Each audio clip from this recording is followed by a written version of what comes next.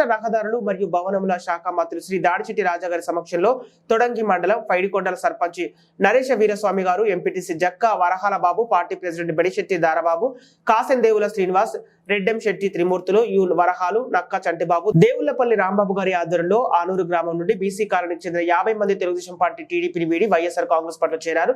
ముఖ్యమంత్రి వర్యులు జగన్మోహన్ రెడ్డి గారు చేస్తున్న సంక్షేమ పథకాలకు మరియు దాడిశెట్టి రాజా గారి నాయకత్వానికి ఆకర్షితులై వైసీపీలో చేరుతున్నట్లు వారు తెలిపారు. మంత్రివర్యులు శ్రీ దాడిశెట్టి రాజా గారు పార్టీకి కండువాలు కప్పి సాదరంగా ఆహ్వానించారు.